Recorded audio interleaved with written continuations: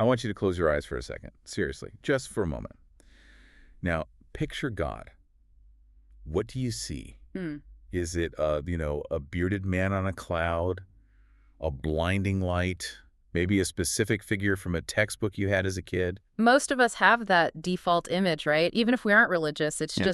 it's cultural muscle memory. It's what we've been fed for centuries. Exactly. Now take that image, whatever it is, and just hit the delete button. Okay. Because the documents we are diving into today are asking us to replace that traditional image with something that sounds less like a religious deity and more like, Yeah. well, a quantum computer. It is certainly a pivot. We are looking at a stack of texts from a movement called Life Chanuan, which often translates to the Life Zen Garden. And the primary voice here is a figure named Xuefeng. Who has some Huh. just fantastic titles for himself. Yeah. The Guide, The Whitaker, and my personal favorite, Oh, I know which one. Hundengrass. Hundengrass. It's incredibly humble, you know? It sounds almost like an item from a video game. But the scope of what he's writing is massive. He's not just offering life advice. He's penned a full-blown theory of everything. Right.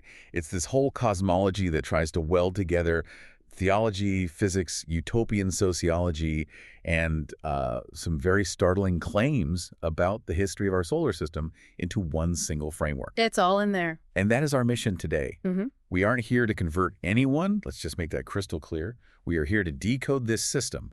We're going to figure out who, or maybe more accurately, what this greatest creator is. Mm-hmm. We're going to look at the 36 dimensions he claims exist, and we're going to discuss why he argues that your family and your country might actually be bad for your soul. It's a lot to unpack. So, if you are the kind of learner who likes their spirituality mixed with a heavy dose of sci-fi concepts and some pretty radical social engineering, buckle up. We're going to stretch your brain a little bit today. Let's dive in. Okay, so let's start at the very top. The greatest creator. In most religions, God is kind of a catch-all term. But these texts, they seem obsessed with definitions. They draw a very hard line in the sand between gods and the greatest creator. Why the distinction? It's all about hierarchy and origin. In Xuefeng's writings, the figures we traditionally worship, Jesus, Buddha, Muhammad, Laozi, they are revered, absolutely. But the text describes them as guides, messengers, or teachers. So they're like middle management. In a respectful sense, yes. I mean, they have power, but they aren't the source. Even gods and goddesses with a lowercase g are viewed as created beings. The greatest creator is different. The text calls this force the master of the universe. And this is where it gets really abstract. The description doesn't feel like a person. It feels more like a mechanism. The text mentions a 0 point, right? That felt more like physics than theology to me. It really does. The source describes the greatest creator as residing at the 0 point of the universe. So think of it as the central processor, the hub where all energy and consciousness originate. It stays at 0, motionless, but it's spirit, which the texts equate with the Tao that spreads everywhere. So the greatest creator is the hardware at the center, and the Tao is the software, or the electricity running through the system. That's a really good way to put it. And to make sure we don't anthropomorphize this force, turn it into a human-like figure who gets angry or jealous, the texts lay out 8 features of the greatest creator. Okay, let's unpack these because this is the profile of the boss. Yeah. Feature number 1, uniqueness. There's only one. Feature number 2, formless. Right. No physical shape. It's amorphous. You can't draw a picture of the greatest creator because there's no image to capture. Which leads to the one that really stuck out to me, neutrality. Usually we think of God as being good, fighting against evil. We want God on our team. And this is a crucial distinction in Xuefeng's writing. The greatest creator is neutral. It doesn't take sides in the way humans think about it. It creates the playing field. It establishes the rules of energy and matter, but it isn't rooting for one team over another. It feels a little cold. If the creator is neutral, does it care if I'm a saint or a murderer? Well, think of gravity. Gravity is neutral, right? It doesn't care if you're a good person or a bad person. If you jump off a cliff, you fall. Okay. The creator sets the laws. That connects to another feature, impartiality. It treats everything equally. But then feature number 6 is mercy. How can you be neutral and merciful? Yeah. If you're neutral, you don't care. If you're merciful, you care. That feels like a contradiction. The argument in the text is that the act of creation itself is the mercy, providing the universe, the energy, the life that is the benevolence. So even if the creator doesn't intervene to stop you from stubbing your toe, Right. the fact that you have a toe and a ground to walk on is the mercy. I see. So the mercy is in the provision of the hardware, not in the tech support. Exactly. And then you get supreme power and absolute wisdom. It's this massive, silent, intelligent engine that's driving reality. And this brings us back to the Tao. So in these texts, following the Tao basically just means aligning yourself with the operating system of the greatest creator. That's it. If you run your life according to the program nature, balance, truth, you thrive. If you try to hack it or run incompatible software like greed or violence, you crash. And crashing sounds bad because according to the source material, the stakes are, well, they're high. The universe isn't just what we see. We aren't just talking about Earth and Mars here. The cosmology in these texts is wild. We're talking about dimensions. 36 of them, to be precise. The texts describe a 36-dimensional space, and within that, there are 20 parallel worlds existing at the same time. All linked by that 0 point we mentioned. Exactly. But here's where it gets really personal for you, the listener. The source material claims that a human being isn't just a meat sack walking around. We are defined as a non-material structure with spirituality. Or, as the text sometimes puts it, an antimatter structure. Yes. This is where Shui Feng tries to bridge spirituality and science. The claim is that your soul, your consciousness, is actually a structure made of antimatter. And the goal of life, the whole point of the game, is to perfect that structure. To perfect the antimatter structure. Because if you do, you get a visa. A visa, that's the exact terminology used. Just like you need a visa to travel to a different country, the texts say you need a spiritual visa to transition from the human world to the higher worlds after your physical body dies. And there isn't just one heaven. There's a whole hierarchy. Correct. The source details 3 specific destinations for those who qualify. First, there's the 1,000-year world. This is described as a place of joy, primarily for what the text calls pure Christians, or just generally good people. You live there for 1,000 years. Not bad. But you can do better. You can. Level 2 is the 10,000-year world. This is associated with those who have deep Tao or high virtue.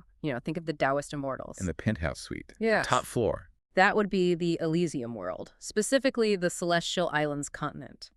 This is for those who reach the highest level of non-form thinking. It's associated with the highest goals of Buddhism and, of course, the Life Genuine community itself. So life on Earth is essentially a filtering process. We're all here to see who's eligible for an upgrade. That's the gist of it. But getting that visa isn't just about believing the right things. It's about how you live.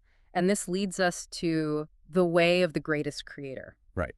And this is where the text goes from interesting sci-fi metaphysics to radical social engineering, because the texts are very critical of how we are currently living on Earth. They basically say humanity is sailing against the Tao. The diagnosis is pretty stark. The sources argue that human systems, specifically families, political parties, religions, and nations, are shackles. Whoa, hold on. Those are the pillars of society: family, country, religion. And the Shui Feng calls them shackles. He does. And you have to follow his logic here, even if it's uncomfortable. The argument is that these institutions create division. They create an us versus them mentality. Okay, I get the us versus them with political parties or nations, but family. How is family a shackle? Because it creates a boundary of selfishness. If I have a family, I prioritize my children over your children. I hoard resources for my kin. The source argues that this preference creates barriers that corrupt the antimatter structure. To truly revere the greatest creator, you need greatest love, which has to be universal. So what's the alternative? If we get rid of families and countries, what's left? The Life Genuine era. This is the utopian vision presented in the texts. It's a world with no marriage, no nuclear families. Children would be raised by society as a whole, no currency accumulation, and no national borders. That sounds incredibly difficult to implement. It sounds like a hive mind, or at least a very, very radical commune. It is radical. The slogan is, the whole world as one family. The idea is that if you remove the structures that cause you to hoard resources for your own people, you will naturally treat everyone with the same love you would a brother or sister. And how is this managed? Is it just anarchy? No, it's actually quite structured.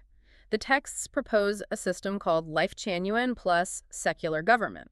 So the secular government handles logistics, roads, water, food distribution.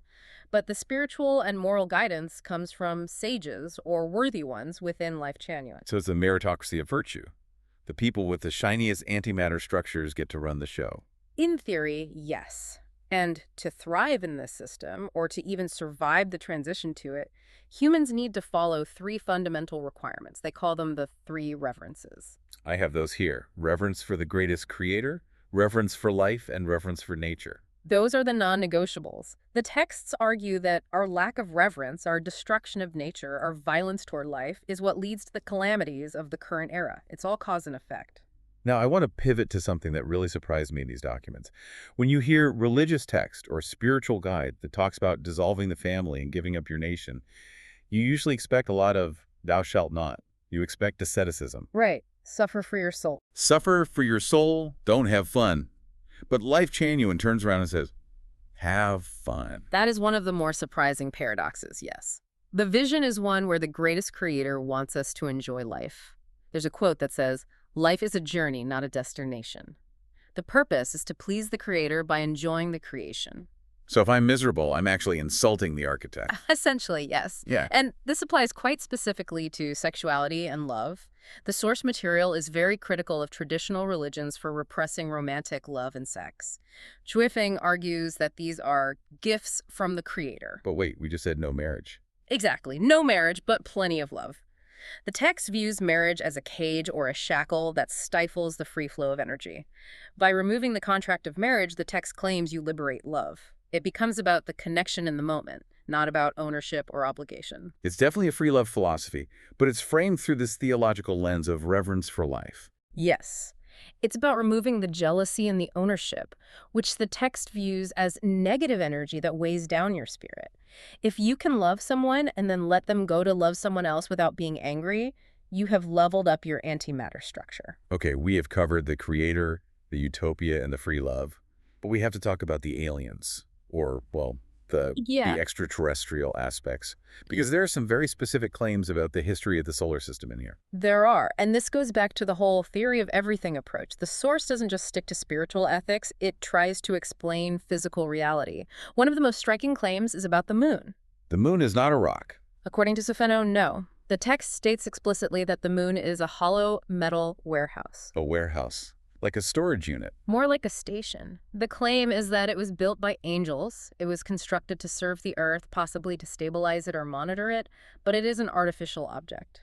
That is specific. And what about us? Where do we come from? The text mentions Adam and Eve, but it seems to remix that story a bit. It does remix it. It says Adam and Eve are the ancestors of some races, but not all. The text proposes three origins for humanity.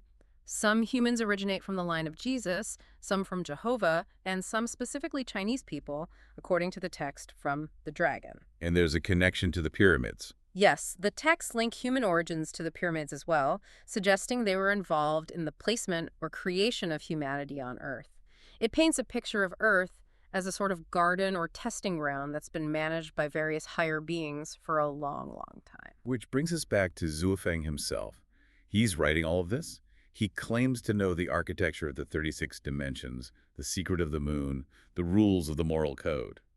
Who's he think he is? He is careful with his titles. As we mentioned, he calls himself Hundun Grass. He explicitly states he is not God. He isn't the greatest creator. He positions himself as a messenger or a guide. He uses the travel agent metaphor, doesn't he?